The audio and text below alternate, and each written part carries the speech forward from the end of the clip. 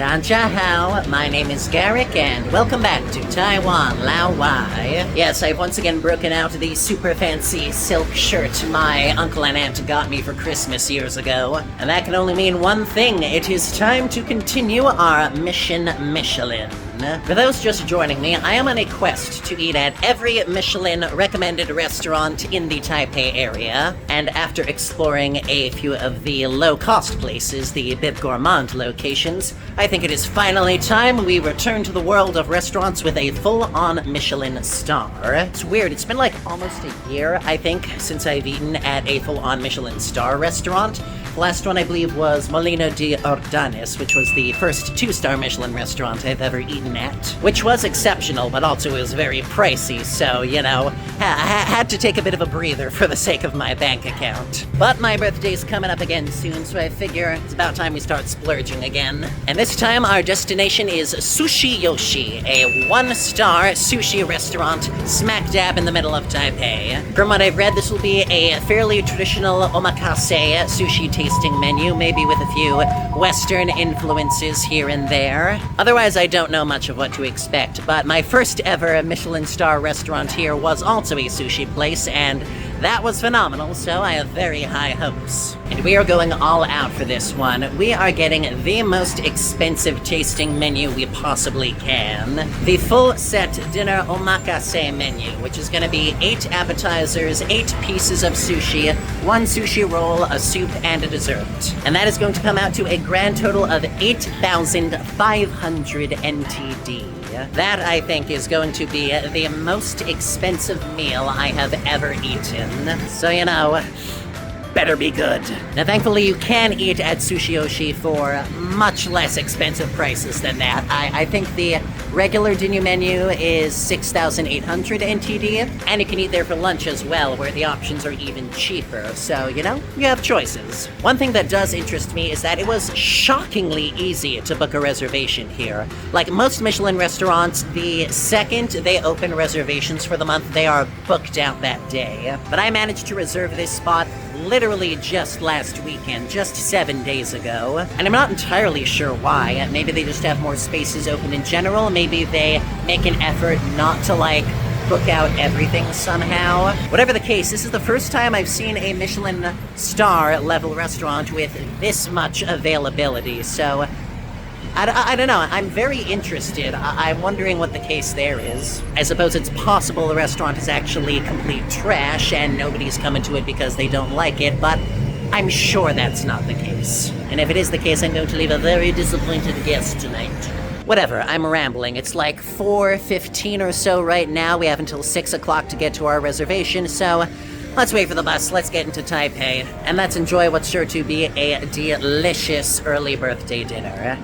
Catch you there. 1 hour later. Alright, 1 bus and 1 metro later, we are here in Da'an District. This is sort of the central south region of the main Taipei city area. We've been here a bunch of times. Passing by a very tasty-looking Indian restaurant right now. Hello. I think I actually have that branch in Taoyuan as well, the Mayor Indian Kitchen. That's sort of my go-to Indian restaurant in Taoyuan, so you know, maybe it's multiple locations. Also, hello, this place is called Wagyu Club. That's bananas. Man, as always, there are just too many good restaurants, Michelin or otherwise, to see in all the time I have alive, just in Taipei alone. If I could spend the rest of my life just wandering this city, checking out wonderful restaurants, I would do it. But we do have a mission tonight. It's just about 5:40 now. The restaurant is just a hop, skip, and a jump away, so we're making perfectly fine time. It's been pretty rainy this week, but luckily it's mostly deciding to hold out on us tonight by the looks of it. Don't want my beautiful silk shirt to get rained on, thank God. Aha, there it is. It's hiding from me. Okay, so you can see out front, this is Sushiyoshi on this little side street tucked away in Da'an District. And I almost didn't see it because, look, it's a black name on a black rock in front of a black building. It really does not stand out at all. Maybe that's why there's so many open reservations. People keep canceling because they can't find the frickin' restaurant. Regardless, we are here at last. As per usual, I will not be able to do any commentary inside the restaurant, but I will take as many photos and videos as I can and give you the rundown once I am done gorging myself. is gonna be a wonderful evening. See you inside.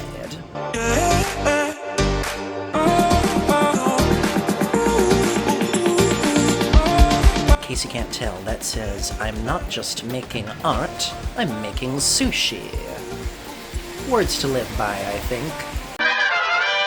Well, that is one of the more interesting Michelin dinners I have ever had. There's a lot I want to say, but as usual, I am a bit stuffed from gorging on so much food, and my thoughts are not exactly coherent at the moment. But here's some preliminary thoughts. This was delicious and fantastic, but I do feel like I'm walking away with a few more nitpicks than I usually do with Michelin Star restaurants. And look, I don't want to sound like an asshole here. These places are all atop the line. They're all fantastic. Any criticisms I could make are really just splitting hairs. I myself do not work for the Michelin company. I do not have their standards in mind. But when everything is as fantastic as that, you do find yourself sort of comparing and contrasting the little details. And sadly, I do think there were a couple more things off with my experience here as compared to similar tier restaurants I've eaten at.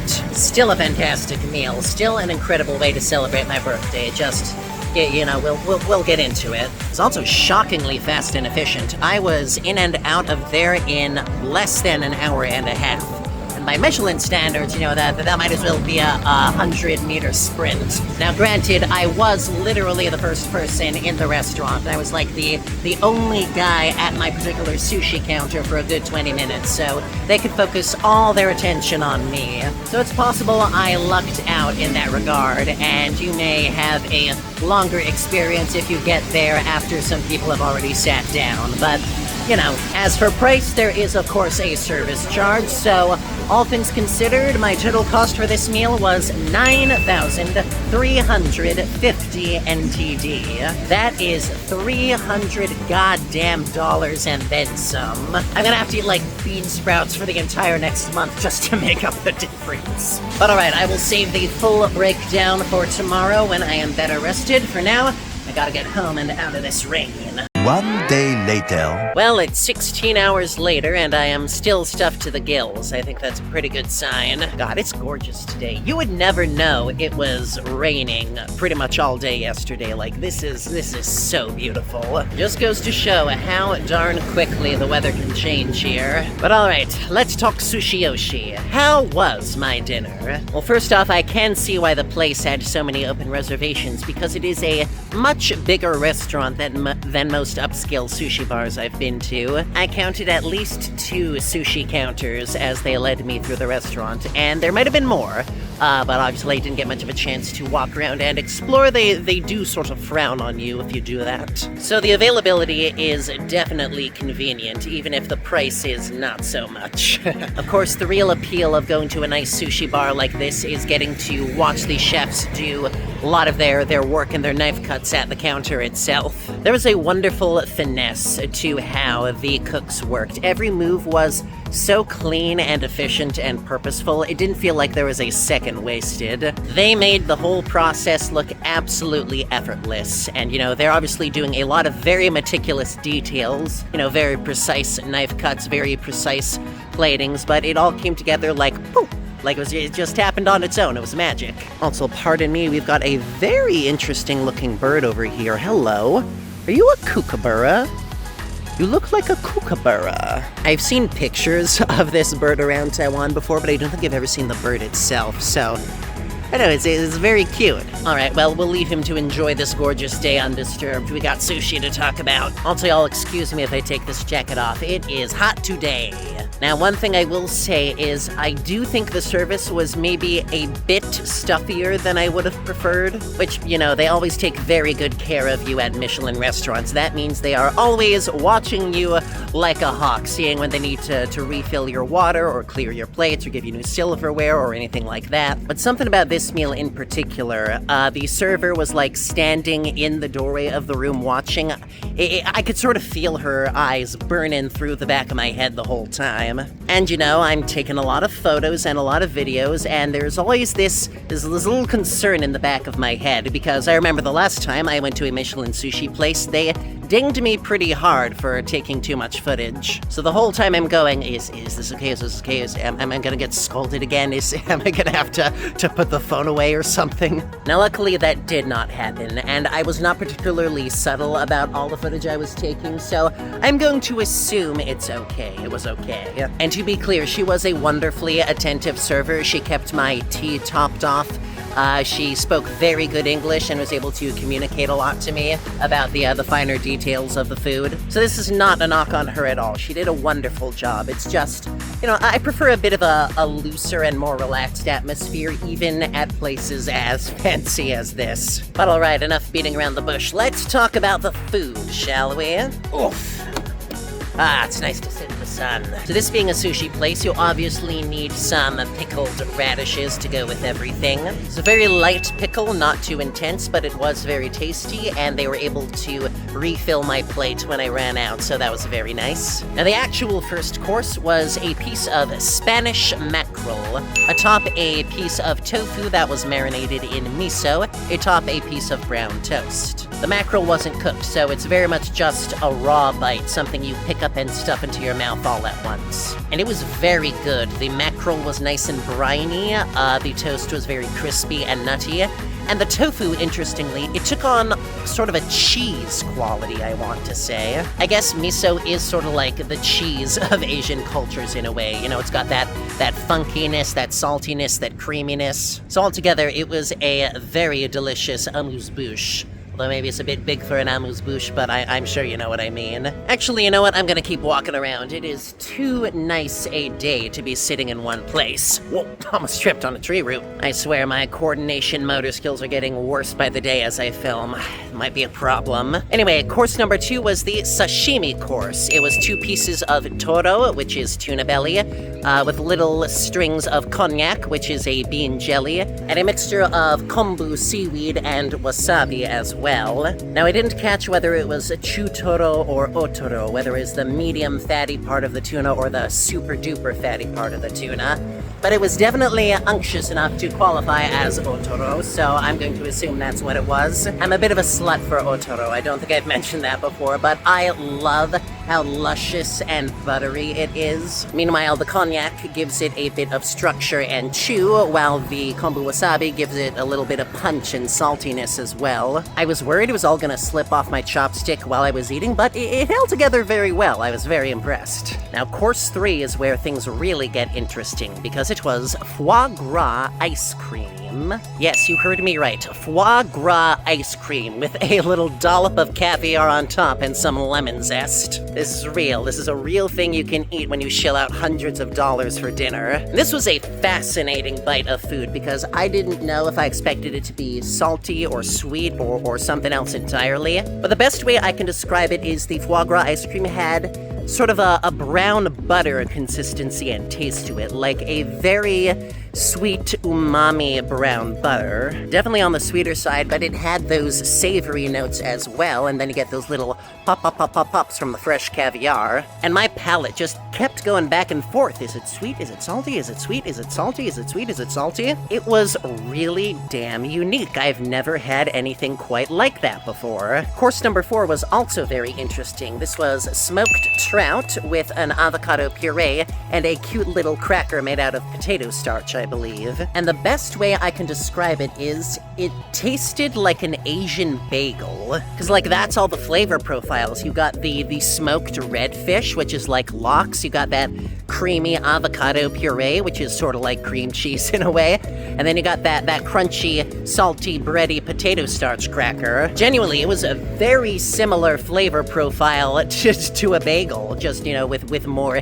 Asian notes and background flavors. Again, really good and completely not what I expected when I came into a sushi restaurant. And what's even wilder is that wasn't even the most bagel-esque thing I ate all night. No, that honor goes to course number 5, the caviar box. Yes, we got more caviar because I paid for the most expensive menu. I better dang well get my money's worth. Now, this little box was actually a triple layer. You have the layer of caviar on top, Then below that you have what I believe was a spinach sour cream, and then at the bottom a level of sea bass, which, much like the trout, tasted like it had been cold smoked. So again, you got a smoked fish like lox, you got a creamy spread that's even more like cream cheese, you got this tasty crunchy rice cracker to spoon it all on with these zingy pops of caviar as well. It's all the flavors of a bagel, just in an entirely new way to eat it. This was probably my favorite dish of the night. I just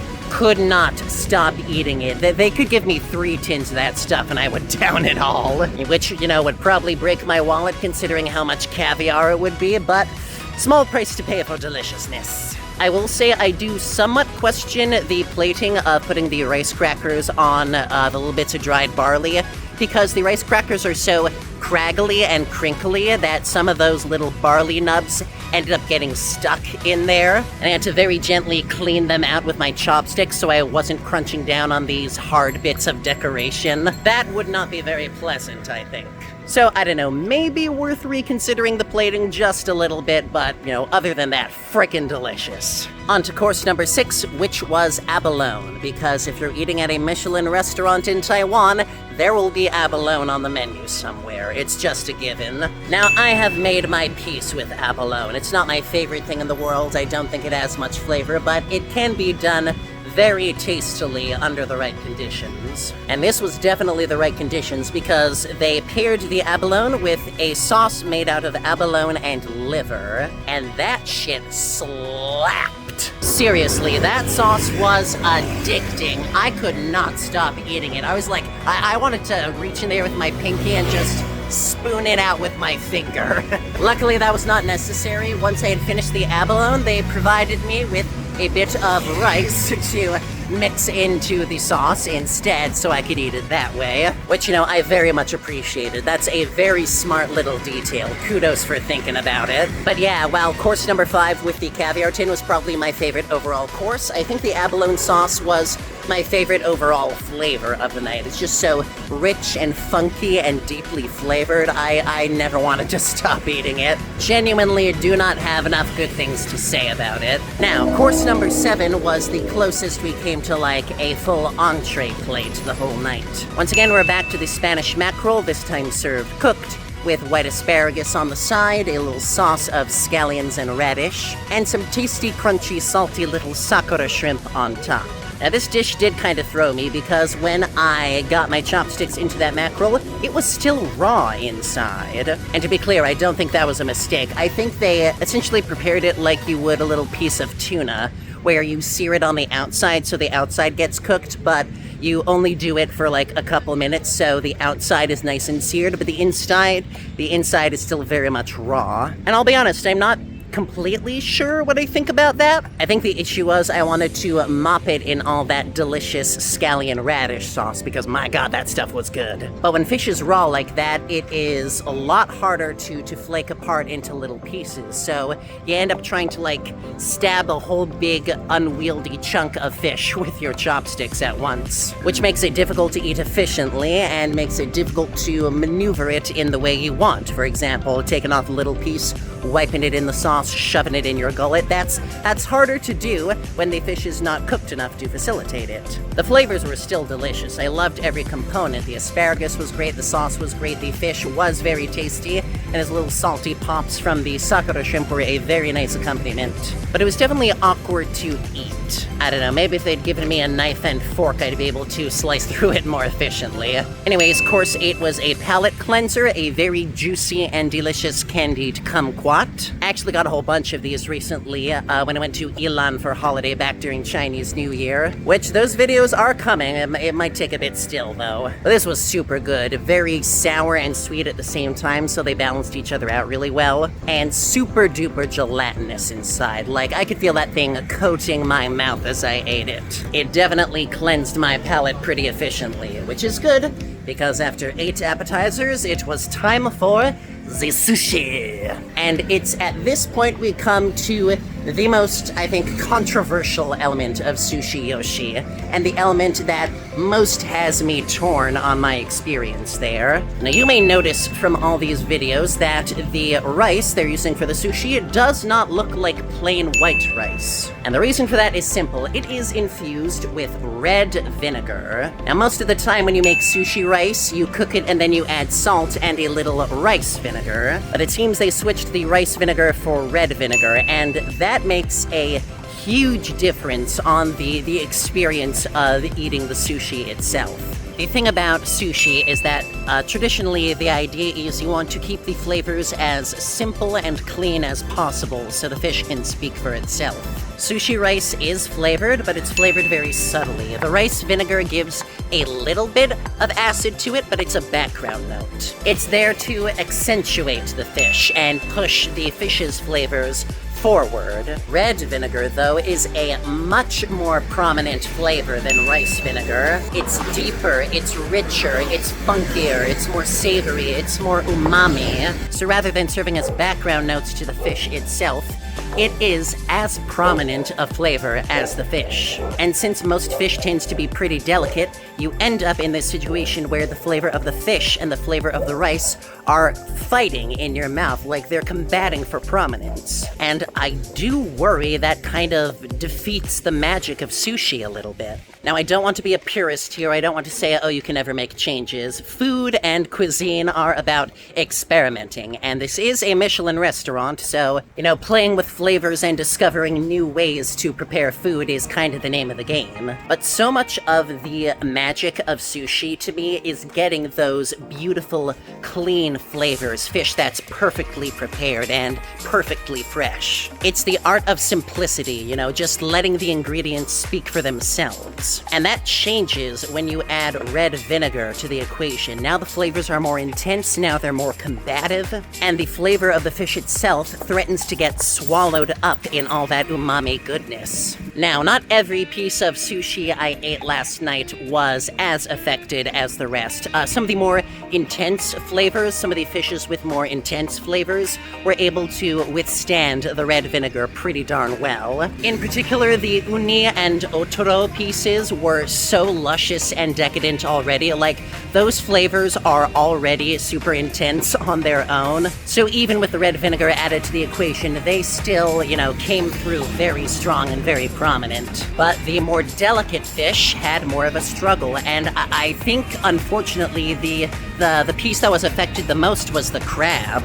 Listen, I love crab, but it is such a soft, mellow flavor, and it's overwhelmed. That's all I can say. It was overwhelmed by how intense that red vinegar was. I just couldn't taste that beautiful, fresh crab the way I wanted to because it was drowned out by red vinegar. And that sucks. You go to all this trouble to buy the freshest, most expensive seafood and, pick it out of the shell, discard all the shell fragments, present it in such a beautiful way, and I can't appreciate it as much as I want to because there's this other flavor in the way punching me in the face every time I try. And to be clear, none of these pieces tasted bad. Everything was still delicious. But the question you gotta ask with stuff like this is this really enhancing the sushi experience, or at least providing something new and different that I can't get anywhere else? And it is certainly new and different, but if you put me up against that and just traditional sushi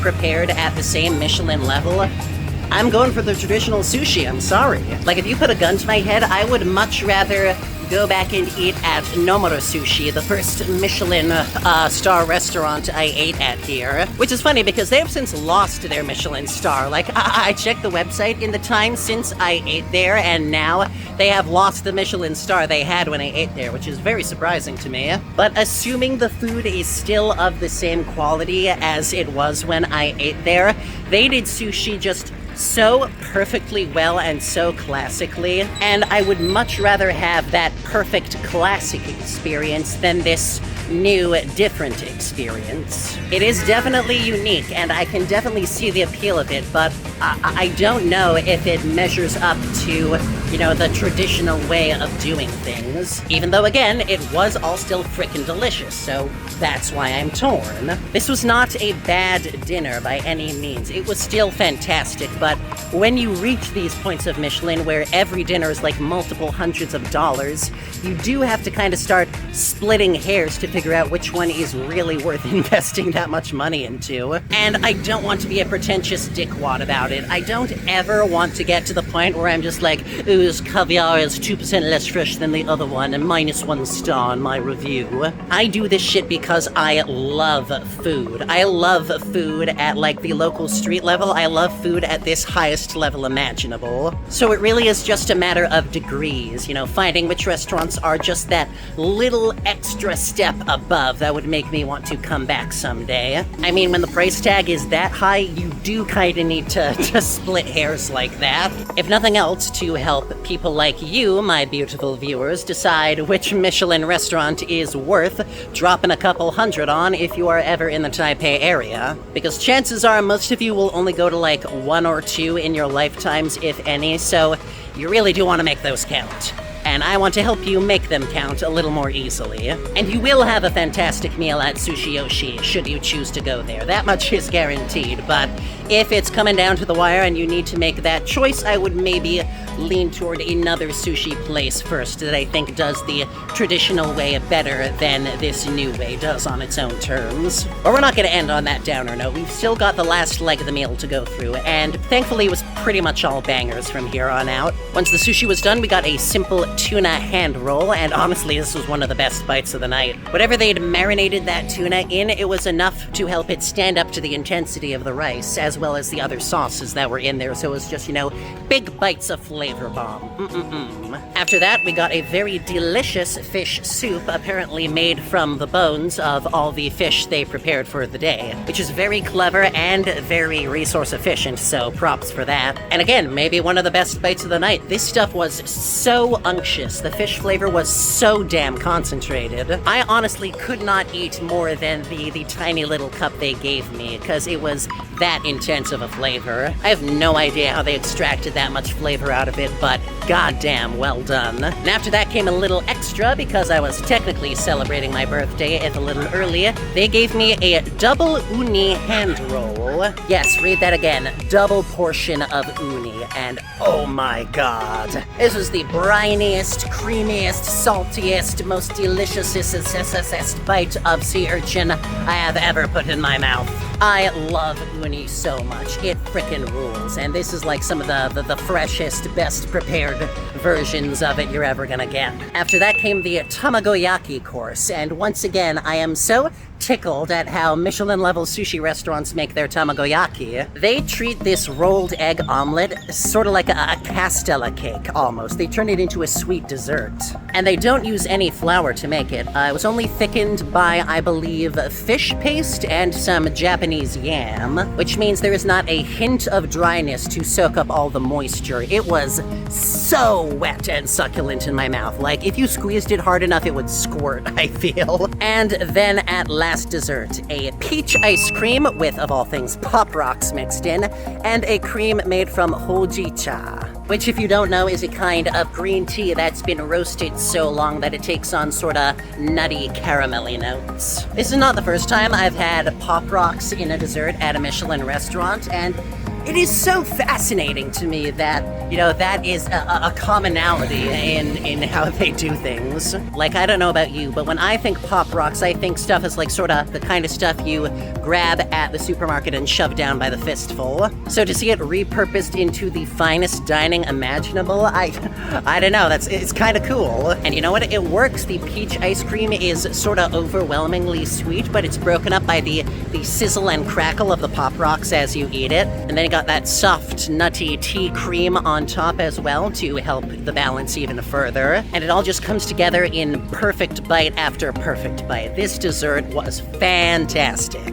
And as if things weren't already good enough, they gave me a second birthday treat. A piece of very classic Basque-style cheesecake, which is exactly as you'd imagine it should be. Super creamy, super rich, super sweet, a little burnt on top, but in the best way. It was the perfect end to the night. So again, I have my criticisms, I have my points where I'm not too sure, but overall, my dining experience at Sushiyoshi was really, really lovely. This is the pain of reviewing so many of, like, the best restaurants in the world. It reaches a point where you have to sorta look for those nitpicks to differentiate them. But I have nothing but love and respect for the people who served for me, who cooked for me, who waited on me. They should all be immensely proud of the work they do. And they actually sent me home with a little extra something as well, so you'll excuse me while we go check that out before the video ends. 5 minutes later. Alright, so we have ourselves a tiny little tin of fresh cream spread.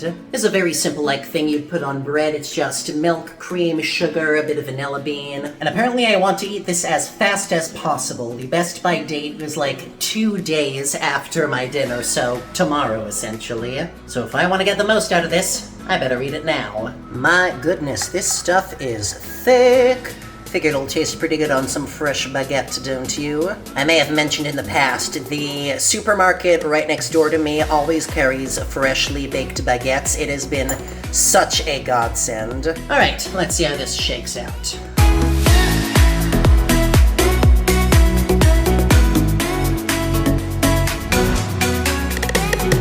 This feels so wrong. It tastes like I'm eating ice cream butter right now. Something so decadent, it shouldn't be allowed to exist. But it does exist, and we are all the better for it. Alright, I think that's gonna do it for this video. I'm going to chomp on a bit more of this because it's really good.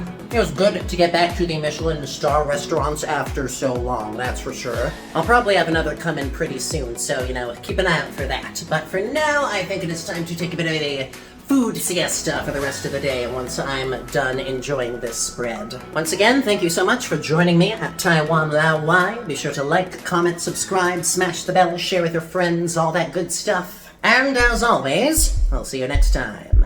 再见. Bye bye.